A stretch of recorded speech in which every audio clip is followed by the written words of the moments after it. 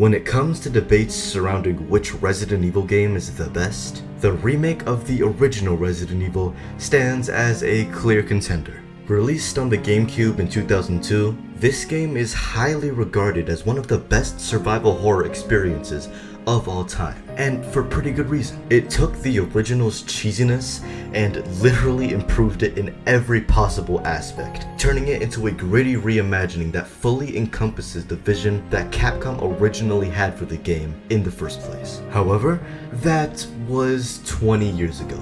It wasn't until 2019 when fans finally got their hands on the long-awaited Resident Evil 2 remake. But unlike the first Resident Evil remake, this one played very differently. While the first remake maintained the fixed camera angles that the original had, for RE2R, Capcom opted to take a different approach. They gave the game a third-person over-the-shoulder camera, like you would find in games like Resident Evil 4. While the remake was still beloved by fans and critics alike, fans couldn't help but wish that Resident Evil 2 Remake turned out differently, being more in line with the original game like how the original Resident Evil Remake was. However, the story does not stop there. Many rumors about Resident Evil have flown around within the last couple of years. One of those being that Capcom is working on another remake of Resident Evil 1. A remake that is more similar to the likes of the modern RE2, 3, and 4 remakes. This has brought up a very interesting discussion. Should Capcom remake Resident Evil 1 again? Well,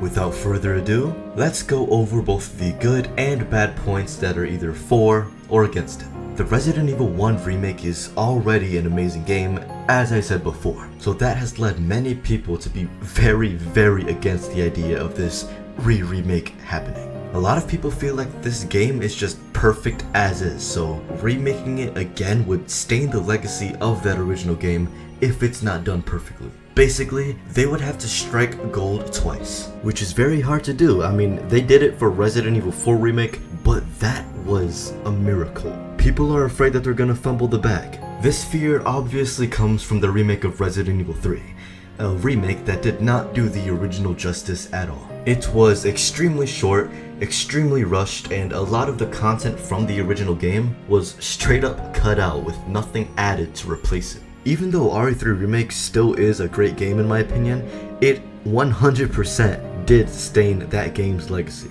It was nowhere near as good as it should have and could have been. And that's a huge problem if you're talking about another remake of Resident Evil 1, one of the most beloved RE games of all time. In RE1 Remake, they literally maintained everything from the original game. They only added more content on top of that, which is pretty hard to beat. Another deterring aspect about a second RE1 remake is that remake fatigue in general is starting to kick in. I'm not even just talking about Resident Evil remakes either. Dead Space Remake, Silent Hill 2 Remake, Metal Gear Solid 3 Remake, The Last of Us Remake.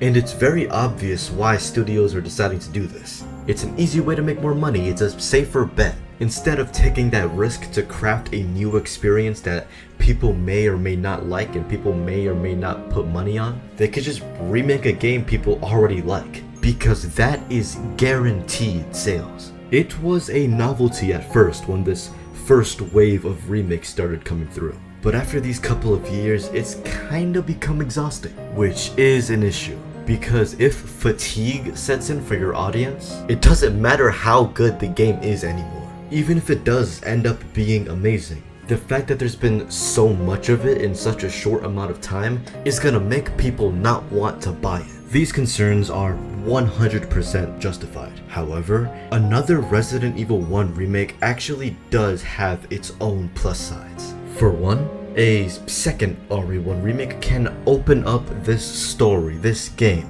to a whole new audience that is currently locked out from it. Yes, RE1 Remake is much more accessible than the original RE2 was when that remake released. However, it still did come out 20 years ago.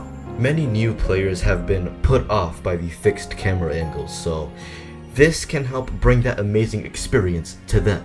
We may be fine playing it, but it is a bit selfish to lock an entire audience out of an amazing experience simply because we don't want it. After all, the original iterations will always be there. Another major plus for another RE1 remake is the idea of instilling more consistency within this franchise. Here's what I mean by that. Capcom is infamous for the lack of consistency in some of their games, and that goes tenfold for Resident Evil. I mean, Chris Redfield has like 100 different designs throughout the entire franchise. Plus, they switch voice actors like every other game, so it gets very confusing. So with another Resident Evil 1 remake, there is the potential to have it be more consistent with the recent Resident Evil games. Imagine if they brought back the newest actors for Chris, Jill, and Wesker, and put them into the Spencer Mansion, having it be consistent with RE3 remake with Jill's actress, RE Village with Chris's actor, and RE4 remake with Wesker. It would just be perfect.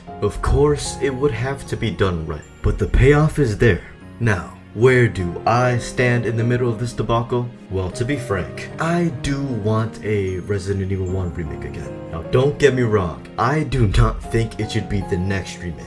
Code Veronica, RE5, and maybe even RE6 should get remakes before it, but I do want to see it eventually. In fact, now that I think about it, I think it would actually be very poetic if the final Resident Evil remake were to be Resident Evil 1, to kind of, bring it full circle. Anyway, what do you guys think about the potential for another Resident Evil 1 remake? I know a lot of people are against it, a lot of people are for it, so throw your opinion down in the comment section below. I hope you all enjoyed this video, and thank you for watching. I'll see all of you in the next video, hopefully.